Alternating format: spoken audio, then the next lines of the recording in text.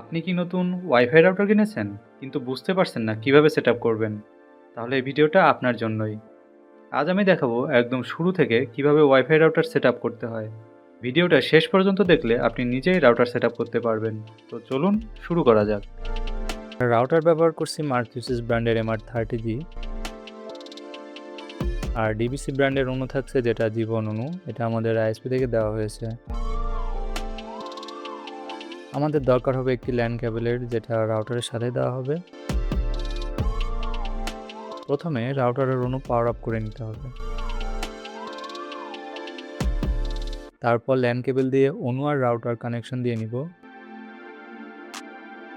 Connection দেওয়ার সময় খেয়াল রাখতে হবে অবশ্যই রাউটারের ওয়ান পোর্টে কানেক্ট করার জন্য।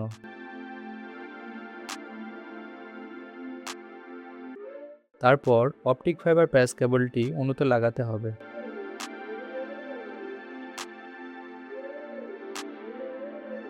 আপাতত কাজ শেষ, এবার রাউটার কনফিগার করার পালা। প্রথমে আমাদের রাউটারে কানেক্ট করে নিতে হবে। পাসওয়ার্ড রাউটারের পিছনে দেওয়া থাকবে। কানেক্ট হয়ে গেলে ব্রাউজারে ঢুকতে হবে, তারপর রাউটারের গেটওয়ে অ্যাড্রেস দিয়ে এন্টার করতে হবে। আমাদের রাউটারের অ্যাড্রেস হলো 192.168.1.1।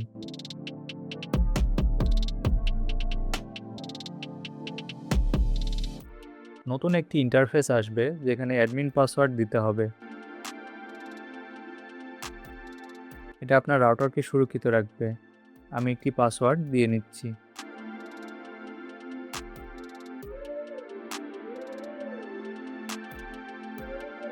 তারপর আমাদের মূল কাজ আইপি সেটআপ করা।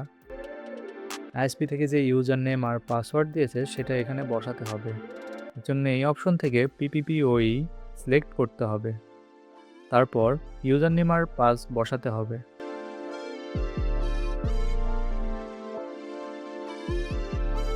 এখানে আমাদের ওয়াইফাইয়ের নাম আর পাসওয়ার্ড দিতে হবে। এটাই মূলত ওয়াইফাইতে কানেক্ট করার পাসওয়ার্ড। তো আমি একটি নাম আর পাসওয়ার্ড সেট করে নিচ্ছি।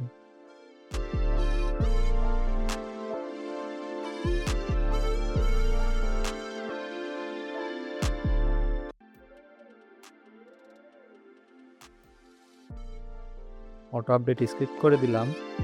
তারপর রাউটার একবার রিস্টার্ট নিবে।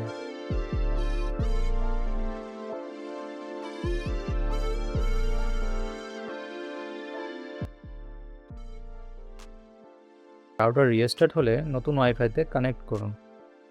এই ছিল খুব সহজভাবে ওয়াইফাই রাউটার সেটআপ করার পদ্ধতি। ভিডিওটি ভালো লাগলে লাইক দিন, নতুন ভিডিও পেতে চ্যানেল সাবস্ক্রাইব করুন। কোনো প্রশ্ন থাকলে কমেন্টে জানান। ধন্যবাদ।